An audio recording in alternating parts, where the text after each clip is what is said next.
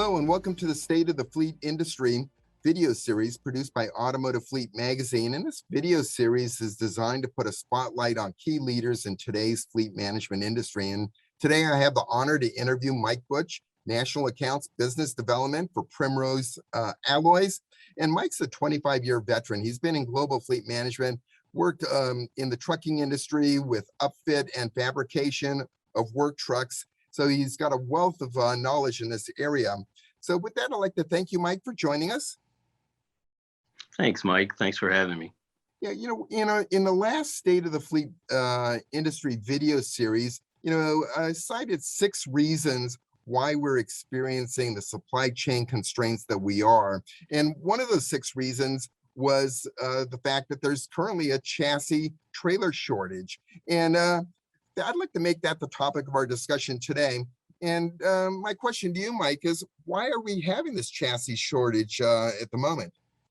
Well, Mike, it's a number of things that have kind of collided as a result of, one, the chassis organizations lobbying the U.S. government to help restrict unfair or discounted imports from outside the United States. We have the situation, obviously, with us emerging from the pandemic. And then additionally, very quickly, the U.S. government implemented tariffs on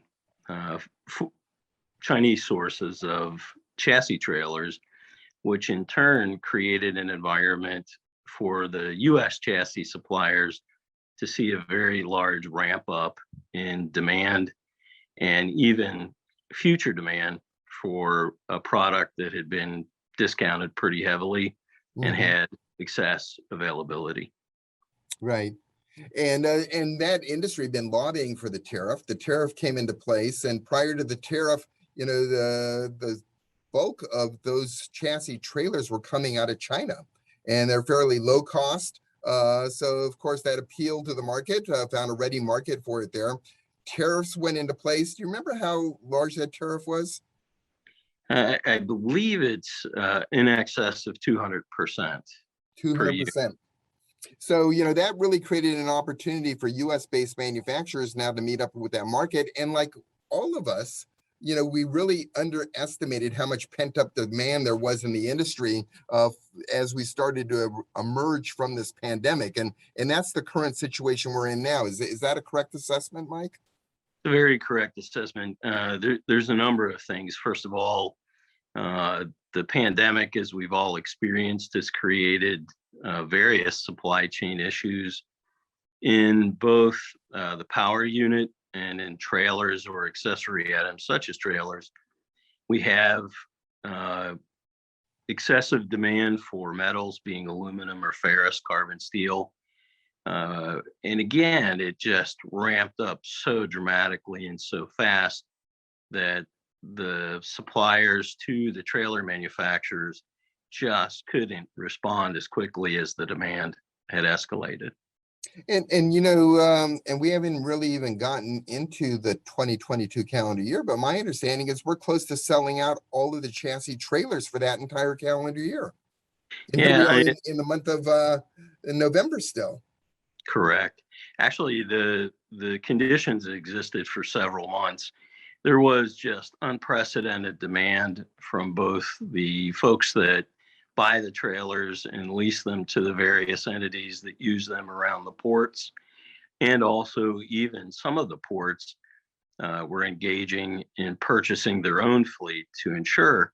And because of the bottlenecks that we see, for example, at Long Beach, now in order to get the sea containers, at least to a staging area, where it used to be conducted that you would come in, pick up a box, and then leave. Now the ports are consuming most of the trailers by placing the sea container boxes on trailers and then moving them to another staging area.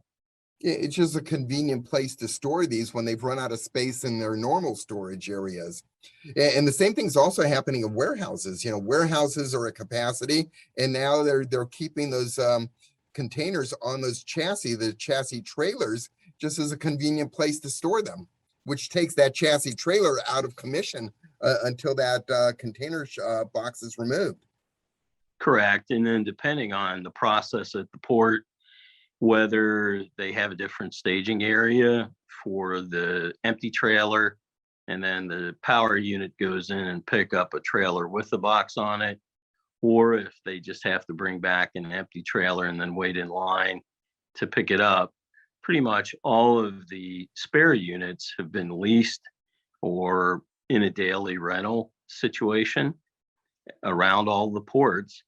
But again, going back to the original thing, we had this demand ramp up. You had the pandemic that suppressed everybody's ability to manufacture and have employees there and readily available. It's just, again, one of those perfect storms where you have supply issues of metal, you have issues with availability of a workforce, and then people are just buying out the forecasted production into 2022 and in some cases into 23 if those trailer manufacturers have in fact opened up that book. But because of the pricing volatility, most people are very reluctant to secure pricing beyond a month or two. Right. Those are the manufacturers of the chassis Correct. trailers. And it's because of the volatility of the commodity prices. I mean, you may be committing for deliveries in 23, no idea what that material is going to cost in 2023. And that's across the board on the metals, whether it's aluminum or whether it's steel at this point. And steel is very high. I think the close yesterday was above 1,800 a ton, which, yeah. Gotcha. So what's the forecast? How long is this going to be continuing? Any idea? Unfortunately, there's a variety of opinions out there. I think based on, for example, what you and I talked about previously, that Long Beach, which you're near. This is Long Beach, California, sister port to the Port of Los Angeles. Appears to be having some of the most significant problems. So for the West Coast delivery, I think it's going to be extended because of the volume of traffic that's coming in. And as we discussed, the size of the ships, it limits the ports that can take these really super container ships in. That extends the unload time. And obviously it takes up more space on the port for staging these containers. So I'd say we're looking solidly into the third or fourth quarter of next year. And that's provided there's no additional disruptions in the process. And if the chassis manufacturers can ramp up and the trucking companies can ramp up and get additional people to man the power units, it'll cycle down a bit quicker. If not, it's going to be delayed. Also, I think a lot has to do with consumers. If we continue this ramp up in consumption, whether it's for housing or household goods or appliances, that demand really is going to drive the container flow at the various ports. So a lot of variables, but best case scenario, the earliest we expect to get out of this would be third or fourth quarter of next year, 2022 calendar year. Yeah, and I don't think I'm being too conservative, given the challenges that we've had. I think it's reasonable to expect beyond that. That's what I hear also. Well, Mike, we've reached our allotted time. Thank you for a great interview, and we'll have to continue this at a later time. So yeah, it'd be fun to give you an update. Okay, thank you for joining us, and I'll look forward to that update. As always, my pleasure, Mike. Thank you.